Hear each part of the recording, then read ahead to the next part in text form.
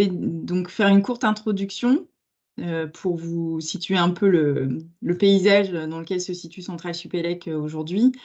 Donc en 2020, décembre 2022, l'école s'est dotée d'un nouveau plan stratégique dont le premier axe est de préparer et de former les leaders de demain, donc en ingénierie bien entendu, et tout ça, ça se fera au travers d'une gamme élargie de diplômes, avec un objectif de passer à 4000 diplômés par an en 2032. Donc pour ça, il y a évidemment plusieurs leviers. Un des leviers, c'est d'augmenter notre diplomation de docteur, et ça va se faire en collaboration avec l'Université Paris-Saclay. On va également créer des cursus d'ingénieurs de spécialité sur les campus de Rennes et Metz. Et après, donc ça, c'est ce pourquoi Franck est là. On va également créer des Master of Science et des nouveaux bachelors. Donc, il y en a déjà 2 qui ont été lancés, mais ça, je vais laisser Franck vous en parler plus en détail.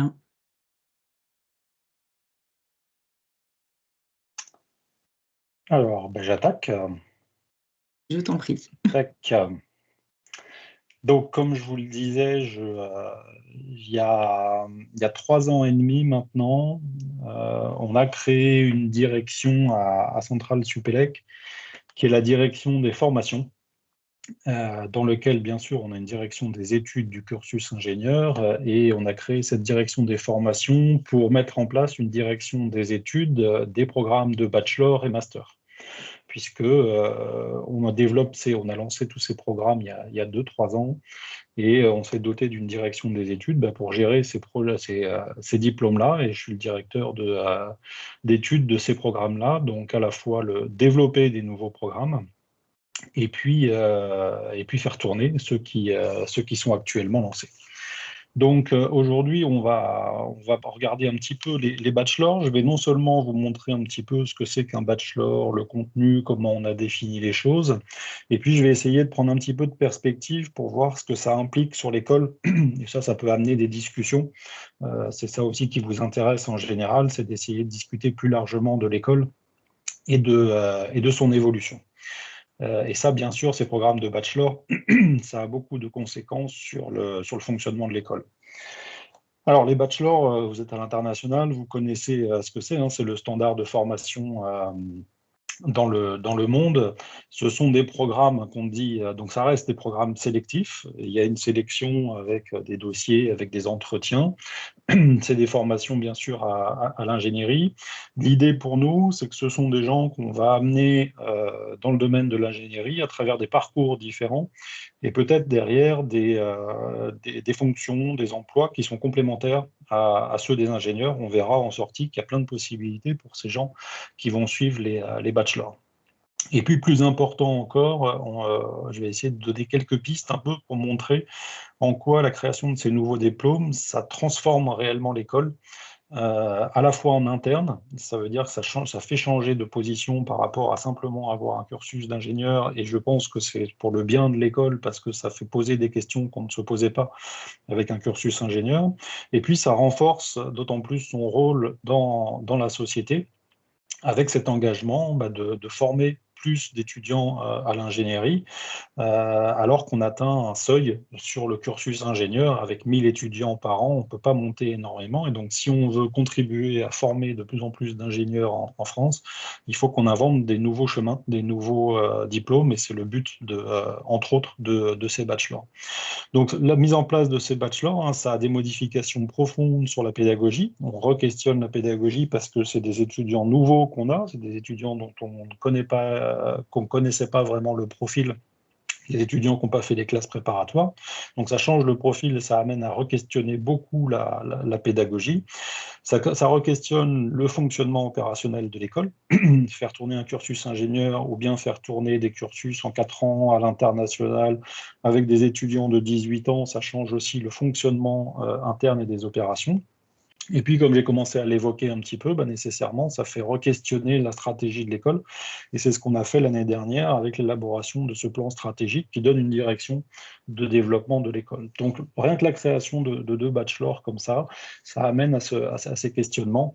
Et puis, je reviendrai sur ces 3 points tout à l'heure. En conclusion, je vous donnerai quelques pistes pour vous montrer le type de questions que ça soulève. Alors, à la rentrée 2023, on a créé 2 bachelors.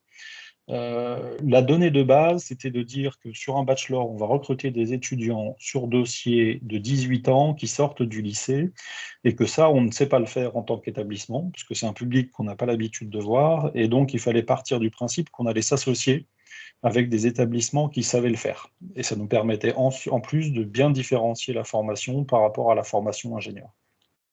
Donc, la première association qu'on a faite, c'est avec l'ESSEC. On travaillait déjà avec l'ESSEC sur un diplôme de master double compétence de management et d'intelligence artificielle et data. On a décliné cette collaboration de master au niveau du bachelor. Et donc, on a créé un premier bachelor qu'on a appelé EDAMS, qui est un bachelor joint entre l'ESSEC et Centrale Supélec. Les bachelors sont en anglais. Donc, ils ont vraiment une vocation à attirer des publics internationaux. Ils sont sur 4 ans.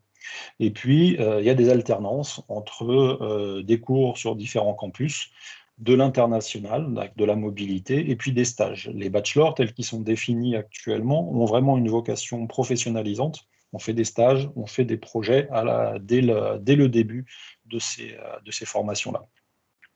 Alors, ce bachelor, il a 6 grands axes dans les cours. On range les cours par grandes catégories. Il y a des équilibres entre les aspects management, donc c'est vraiment découvrir les organisations, les aspects financiers, les organisations des opérations dans les entreprises, le marketing. La partie ingénierie se concentre vraiment sur les data et l'intelligence artificielle. Ça veut dire que l'accent est mis sur les enseignements en maths, en informatique, pour les data science, pour l'intelligence artificielle. Donc on progresse autour des 4 ans, on repart vraiment des bases des maths. Et puis petit à petit, au bout de 3-4 ans, on arrive sur des notions d'intelligence artificielle, d'apprentissage profond, toutes ces choses-là qu'on ne peut pas attaquer sans avoir des bases solides. Et puis, on a voulu rajouter des éléments extrêmement forts liés à l'environnement, par exemple. Donc, il y a quelques cours de physique sur l'énergie, sur l'environnement, sur les écosystèmes, sur la notion de système et la notion de développer l'économie pour l'environnement. Et puis, une dimension, bien sûr, d'international avec les langues, et puis avec des cours de géopolitique, de philosophie des sciences, et puis une mobilité au moins de 6 mois à l'international sur ces 4 ans. Donc, complémentarité des 2 établissements, et puis une projection à l'international, et puis les problématiques liées à l'environnement. Alors, le programme, il se structure comme ça. La première année, ils sont chez nous, ils sont à GIF, ils sont hébergés sur place. L'idée, c'est vraiment que quand on a des étudiants de 18 ans qui arrivent, il faut qu'ils soient très proches, on assure le logement et qu'il y ait vraiment une intégration à la vie du cursus. Donc ça, une des questions que ça a beaucoup posé, c'est comment on intègre une population ingénieure qui a déjà fait la prépa, qui est dans une dynamique de professionnalisation, et puis des étudiants plus jeunes qui ont 18 ans, qui découvrent l'enseignement supérieur, qui découvrent l'école d'ingénieur. Comment on les fait participer à la vie, parce qu'on sait que le tissu associatif, ça contribue aussi à former les étudiants. Donc la première année chez nous, la deuxième sur le campus de l'ESSEC à Cergy-Pontoise, et puis la troisième année, c'est l'année de mobilité. Alors ils peuvent faire ça au premier ou deuxième semestre à l'international, et c'est là où ils vont commencer à dire je vais plutôt aller du côté business, je vais aller en échange côté business, ou bien je vais aller plutôt en ingénierie et en data science lors de mon échange. Il y a des stages qui commencent déjà à apparaître, et puis ils finissent l'année sur notre campus avec un stage à la fin. Donc vous voyez, pour autant, c'est pas parce qu'ils sont chez nous qu'ils font que des cours d'ingénierie et puis à l'ESSEC que des cours business. On essaye aussi de mélanger un petit peu, d'avoir une certaine mobilité des enseignants pour qu'il y ait des choses relativement intégrées entre les deux. Donc une progression sur 4 ans qui est assez cohérente. Là, on est sur la première année, on va vraiment développer, construire les connaissances fondamentales. Hein. Donc, on revient sur des cours de maths assez essentiels, sur de l'informatique, de la programmation, de l'algorithmie, de l'algèbre linéaire, de choses très, très nécessaires, avec une logique quand même de dire on ne va pas former des gens aux maths dans sa généralité, on va former des gens qui vont devoir utiliser ces maths pour l'intelligence artificielle et les data. Donc, deuxième année, on renforce tout ça. Et puis, en troisième et quatrième année, on est dans une logique un peu plus de professionnalisation et puis d'application réellement des techniques les plus avancées sur l'intelligence artificielle et le traitement des données. Alors, on ne sait pas encore ce qu'ils vont faire, ces étudiants-là, hein, mais on a une vague idée quand même des besoins. Tous ces programmes, ils sont construits en lien avec les entreprises et on identifie les différents métiers. Alors, ils n'auront que 4 ans de formation, donc ils ne seront pas au niveau d'ingénieur, ils ne seront pas au niveau du développement de nouvelles solutions dans les entreprises. Hein. On aime bien dire que ce n'est pas eux qui pilotent les transformations. Par contre, c'est des gens qui peuvent prendre en main directement des opérations assez complexes, assez techniques, et qui peuvent piloter des services avec les composantes de management et les compétences scientifiques qu'ils auront développées.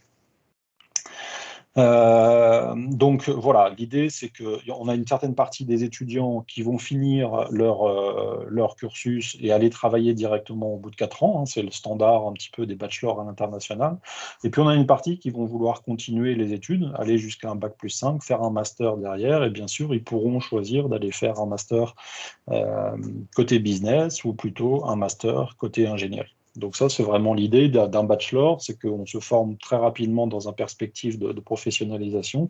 Et puis ensuite, on a le choix, on repousse un choix au bout de 4 ans, on peut creuser un domaine particulier, ou bien on peut décider d'aller directement travailler. Voilà, les grandes trames de ce premier bachelor, hein, centré double compétence, et ça vise des étudiants qui sont bons en maths, qui sont bons en physique, ça reste le critère commun, mais qui auront du mal à se décider et qui savent que l'importance qu'il y a sur des entreprises, du fonctionnement des entreprises et des organisations. Le deuxième bachelor, on s'est associé avec l'université de McGill à Montréal, toujours en se disant on ne sait pas bien recruter des étudiants de première année et on va devoir être visible à l'international. On veut attirer des étudiants qui sont à l'international. L'idée, c'est pas de faire un transfert entre les étudiants qui vont dans les classes préparatoires. On ne veut pas dépeupler les classes préparatoires avec des étudiants qui vont faire un bachelor, mais on veut bien trouver une autre population qui ne connaît pas l'école, qui ne veut pas aller en classe préparatoire et qui va passer par un autre chemin dans l'ingénierie. Donc l'idée, c'était de s'associer avec McGill, puisque McGill a une vraie grosse visibilité internationale, et puis a la capacité de recruter à l'international suivant des critères qui lui permettent d'avoir des bons succès dans la formation. Donc on a associé ces deux établissements-là. Et pour autant, on ne s'est pas contenté de reprendre juste ce qui était. On est vraiment reparti de zéro. L'idée, c'était de dire, on va réfléchir à comment est-ce qu'on enseigne l'ingénierie au XXIe siècle, qu'est-ce qu'on a besoin de savoir, qu'est-ce qui est important ou pas. On est vite arrivé sur la conclusion qu'il fallait des bases scientifiques très solides. Là, c'est une formation 100% ingénierie, c'est avec la faculté d'ingénierie de McGill qu'on fait ça. Et donc, ce qui intéressait McGill aussi dans notre formation, c'est ses exigences en maths et en physique, et donc d'avoir un contenu scientifique qui était très, très, très, très gros. Et puis, toujours dans cette logique de bachelor, qui dit que c'est quelqu'un qui peut travailler après 4 ans, et donc il y a une professionnalisation qui a lieu tout au long de la formation pendant ces 4 ans, et puis de la mise en pratique pendant la formation avec des projets, avec des stages. Alors l'idée, c'est qu'ils vont faire 2 ans chez nous. Les 2 premières années sont sur le campus, pareil, de GIF. Ils sont mélangés aux autres étudiants de l'autre bachelor et mélangés aux élèves ingénieurs. C'est exactement dans les mêmes locaux. Ils sont à côté et ils viennent, ils échangent. Ils ont de la vie associative qui est un petit peu commune à certains moments aussi. Et puis les 2 autres années, ils vont les faire sur le campus de McGill à Montréal. Et ils vont choisir un petit peu une spécialisation. Donc les 2 premières années, ils ont une culture généraliste d'ingénierie. Ils ont beaucoup de maths, beaucoup de physique. Et ils découvrent plein de sciences de l'ingénieur différentes, dans des formats pédagogiques très différents. Ça va du cours magistral au projet, aux semaines dédiées, aux sortes de hackathons, de choses comme ça, qui leur fait découvrir un peu toutes les disciplines de l'ingénierie et les sciences fondamentales.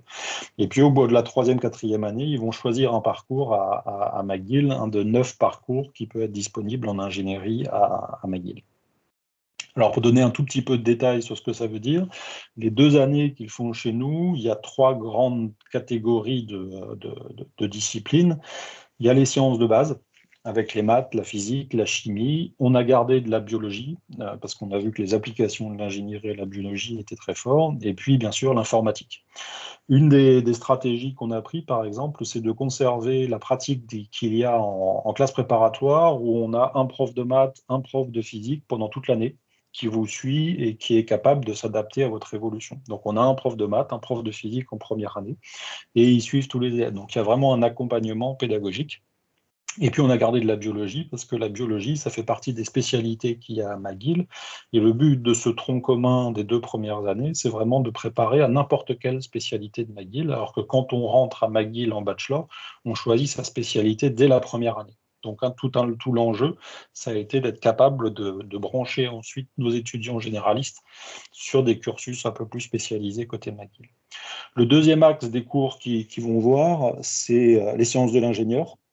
Donc, toutes les approches liées à la modélisation, au traitement des données, à l'automatique, à la création de modèles et à la conduite de projets. Et donc, dès la première année, ils font des hackathons sur de la modélisation, sur du traitement de données, sur de la programmation, sur de la robotique et sur de la conduite de projets. Et puis le dernier axe des enseignements qu'il y a quand ils sont à GIF, c'est les sciences humaines et sociales. Là encore une fois, on a remis de l'éthique, de la philosophie, on a remis de la géopolitique, on a remis de la découverte des organisations, de la gestion de projets. Et puis ils ont 3 stages à réaliser pendant leurs 4 ans, avec pareil une montée en compétences et une montée en durée et en attente de ces stages-là. Et puis quand ils vont à McGill, troisième et quatrième année, ils choisissent un des 9 parcours qui sont rattachés à des départements dans McGill, avec une particularité où ils peuvent en plus faire, là, le numéro 7, c'est de l'entrepreneuriat. Et puis, ils ont un parcours, le premier, là, qui est généraliste. Ils peuvent continuer à avoir une approche généraliste où ils vont aller piocher des cours dans un peu tous les départements de McGill. Donc ça, c'est un peu une révolution côté McGill, hein, d'être capable d'aller piocher partout, parce qu'ils ont quand même la culture de l'ingénieur très, très, très, très spécialisée. Donc ça fait évoluer un petit peu comme ça les deux institutions.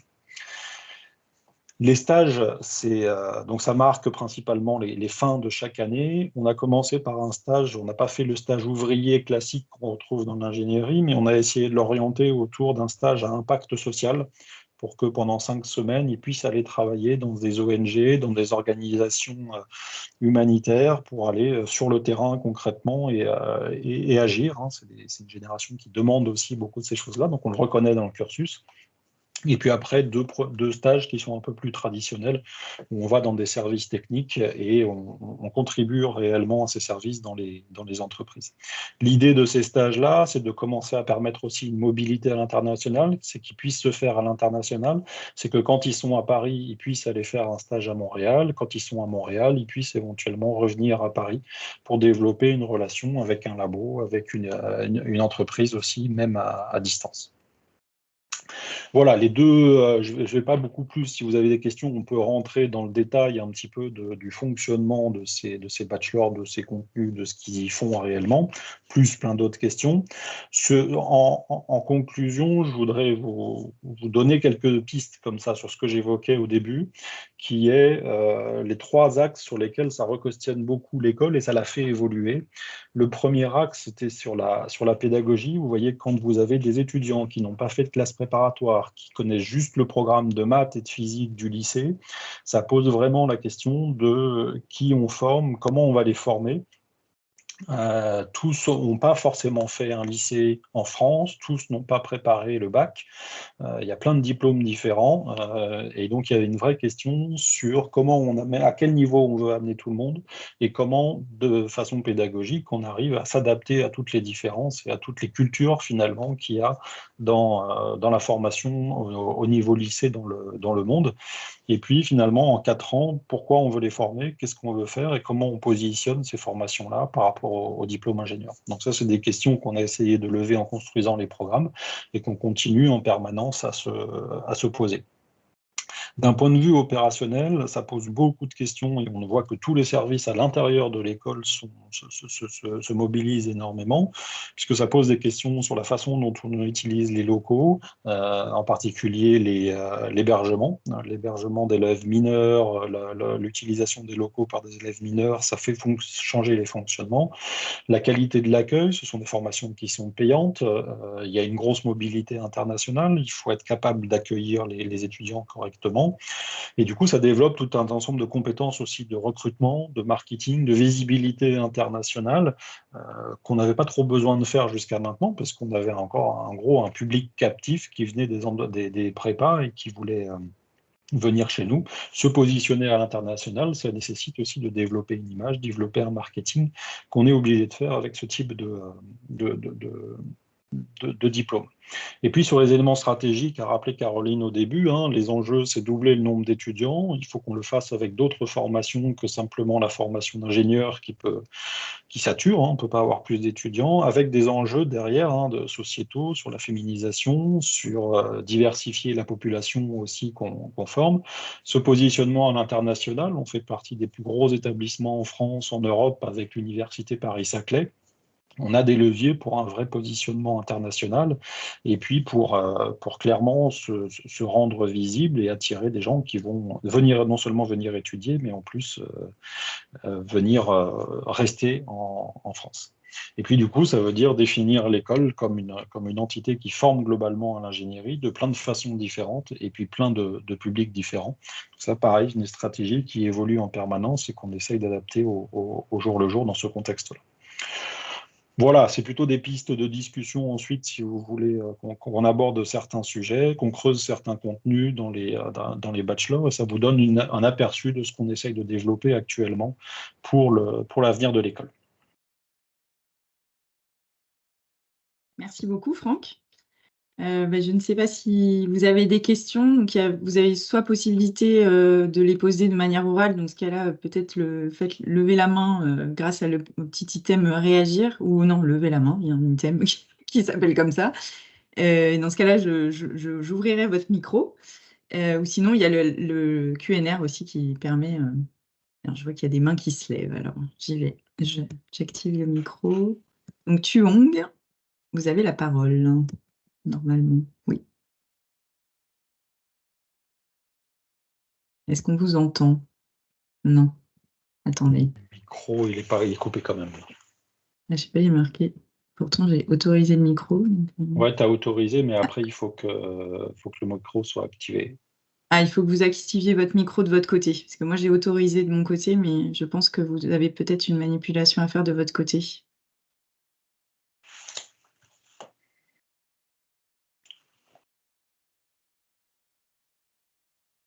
Est-ce que ça fonctionne? Non. Non. Moi, je ne peux pas faire plus, en fait.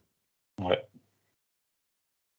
Sinon, peut-être, je suis désolée, est-ce que vous pouvez rédiger votre question dans la partie Q&R?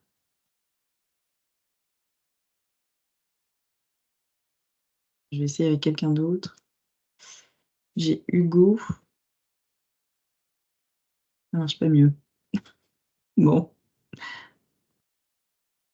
Attendez, je vais voir si je peux modifier les paramètres. Oh, désolée pour ce... Normalement, tu peux activer pour tout le monde. J'ai activé normalement, mais ça a pas l'air de vouloir. Bon. Attendez, je vais essayer de changer les options de la réunion. Je vais changer. Je suis désolée pour ce flottement, du coup. Alors, Normalement, tout le monde peut, Voilà, ça y est. Normalement, là, ça devrait être tout le bon. monde peut allumer son micro. Voilà, ça y est. Bonjour, Ah, Oui, voilà, je on vous vous ai super. entend. pris la parole. Voilà, très bien. Formidable. Simplement pris la parole. Donc, mon nom c'est Christine Barnowski et mon fils Hugo est aussi dans le call Bonjour. pour avoir des renseignements sur votre école. Je vais prendre la parole, Hugo. Je vais demander à ta place. Il avait beaucoup de questions en même temps, se chatter en même temps. Donc, Hugo est un étudiant en high school aux États-Unis. Mais il est français, il aimerait bien voir des écoles en France. Il est complètement bilingue, donc il peut aussi bien en anglais comme en français s'exprimer. Votre école est vraiment très intéressante par les sujets que vous présentez et par le curriculum que vous avez. Ma question est, à partir du moment où on s'inscrit dans votre école, quand est-ce que nous recevons les acceptations dans votre école? Quand Alors, est-ce qu'on va savoir qu'on est accepté? ça se fait au fil de l'eau. Il y a des jurys toutes les 2-3 semaines et vous avez les accords au fur et à mesure. Donc là, il y a des premiers, pour ceux s'y sont déjà inscrits, il y a des entretiens qui ont lieu en ce moment. Et les premiers accords, ils arrivent début février, en général, début mi-février. On commence à admettre les gens et on les admet au fur et à mesure qu'on a fait les auditions et qu'on a retenu les candidatures. D'accord. Ça a été un critérium pour nous très important puisque les universités américaines sont déjà en train d'envoyer leur confirmation. Donc, c'est quelque chose d'important pour nous. Vous avez aussi dit que les 2 premières années se font donc près de Paris ou sur vos autres campus. Les deuxièmes années, est-ce que c'est obligé d'être au Canada ou est-ce que ça peut rester en Europe? Non, c'est obligatoirement pour le bachelor qu'on a avec McGill, c'est obligatoirement au Canada avec McGill, puisque c'est un diplôme, en fait, c'est un double diplôme, hein. Les deux établissements donnent le diplôme. À l'issue de ça, vous êtes diplômé de Centrale Supélec et diplômé de McGill. C'est vraiment comme si on faisait 2 bachelors en un.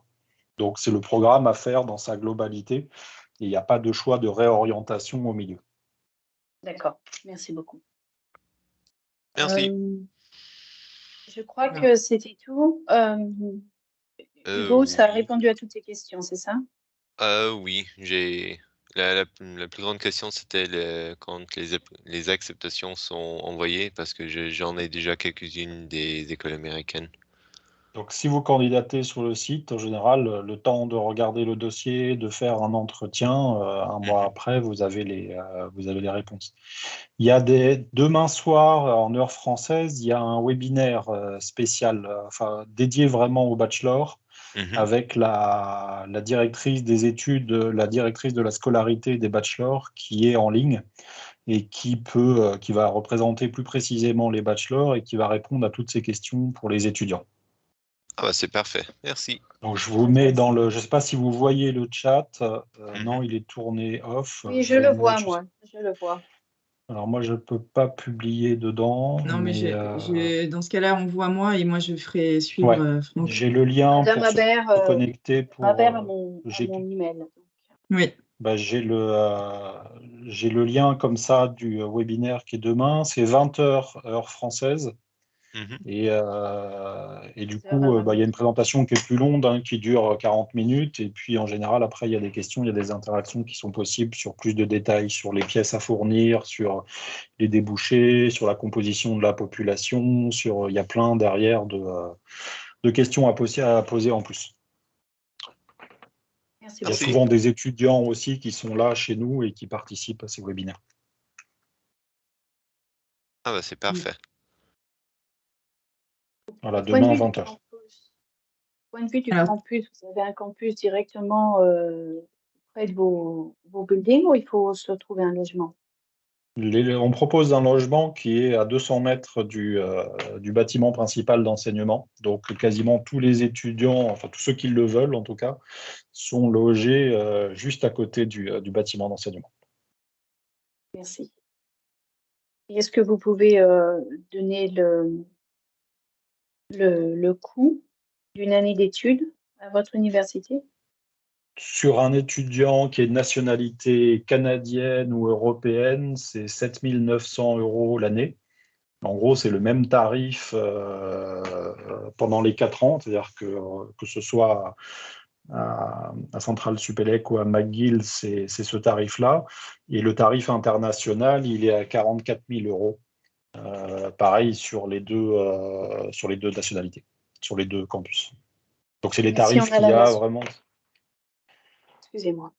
Avec la nationalité française, ça fait le premier tarif à 7 900 €. Mhm, très bien. C'est vraiment la nationalité qui conditionne et pas le diplôme qu'on prépare ou quoi que ce soit. Oui. Non, mais nous sommes français. Il se trouve que nous résidons aux États-Unis, c'est tout. Merci. Je vois qu'il y a une autre main levée. Thuong, vous voulez peut-être prendre la parole?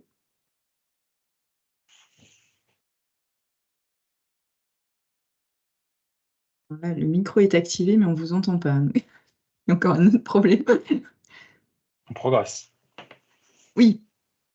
Enfin, on ne l'entend toujours pas, malheureusement. Alors. Ah, alors on vous voit, mais on ne vous entend pas. Alors ça, alors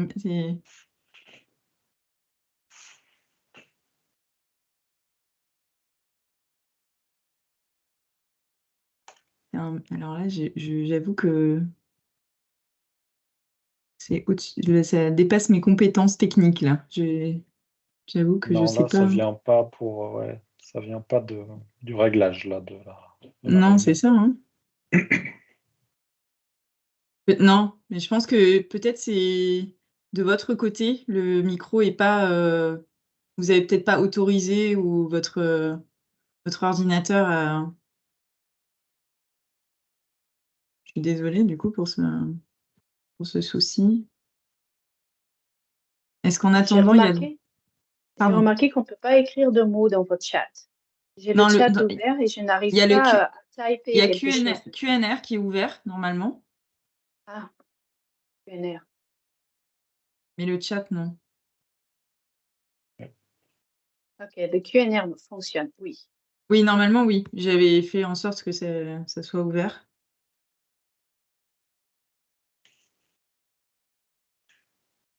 Écoutez, je suis désolée, Thuong. Donc, du coup, il faut rédiger la question. Ouais. C'est ça, du coup, il faut écrire.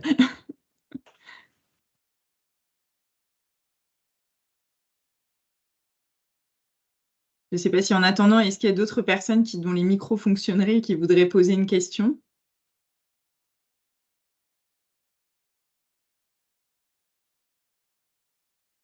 Non, bah écoutez, en attendant que Thuong rédige sa question, je voulais juste apporter quelques compléments par rapport à pourquoi moi je suis là, pourquoi je représente la Fondation.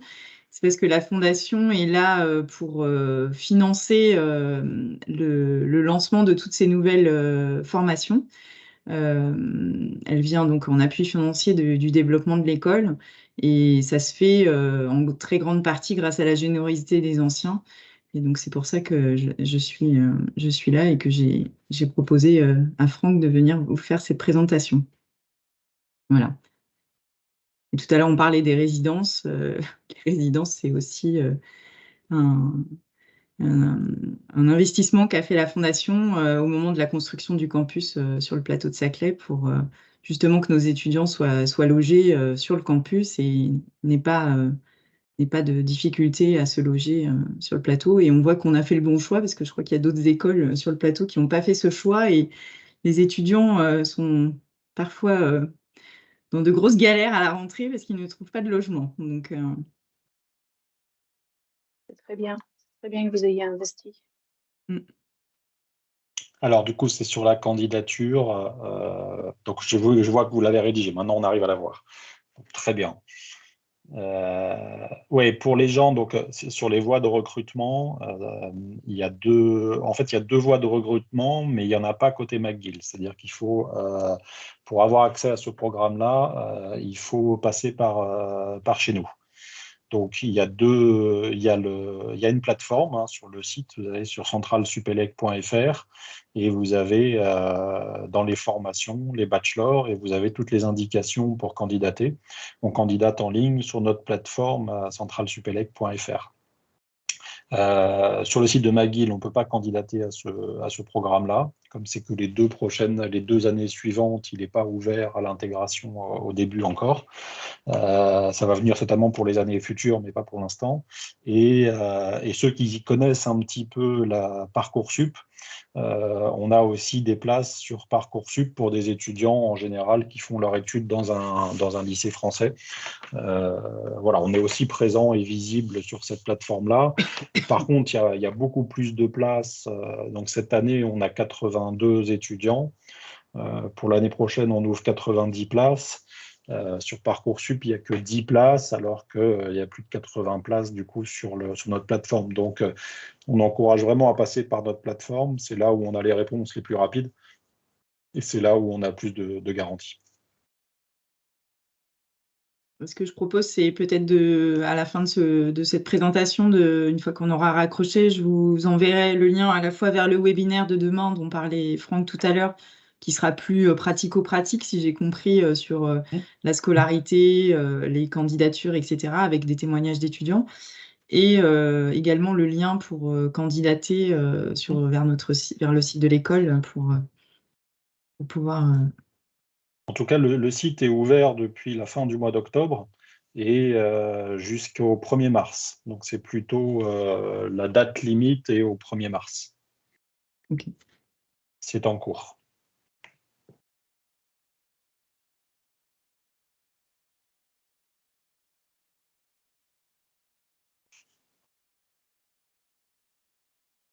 Est-ce qu'il y a d'autres questions ou besoin d'éclaircissement?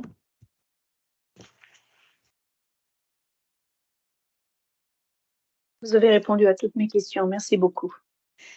Je vous en prie. Merci de votre participation. Écoutez, s'il n'y a pas d'autres questions, je propose peut-être qu'on clôture. Oui, ça va pour moi. Je vous remercie encore. Merci beaucoup pour cette introduction de votre école. C'est très intéressant. Merci. Je suis en train de remplir l'application là maintenant, en fait. Bon, vous avez trouvé donc.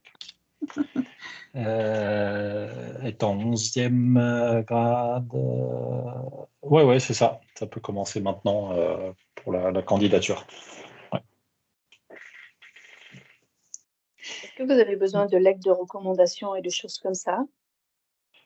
Oui, il y en a. C'est la lettre vous avez toute la liste. Il y a beaucoup de pièces à fournir. Donc, il y a les bulletins, il y a les lettres il y a des lettres de recommandation. Il y a surtout un projet personnel à développer, un peu plus qu'une juste une lettre de motivation qu'il faut développer.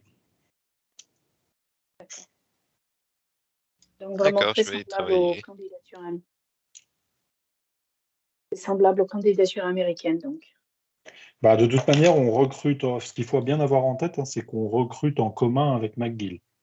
Donc toutes les pièces qu'on demande sur notre plateforme, quand vous candidatez, vous signez aussi un accord que vos données soient vues par McGill, parce qu'on regarde les dossiers ensemble, on fait les jurys d'admission ensemble, et donc ce sont les critères d'admission de McGill plus les nôtres qui ont été agrégés. Donc on est vraiment sur du standard nord-américain en termes de pièces attendues et de façon d'examiner les dossiers.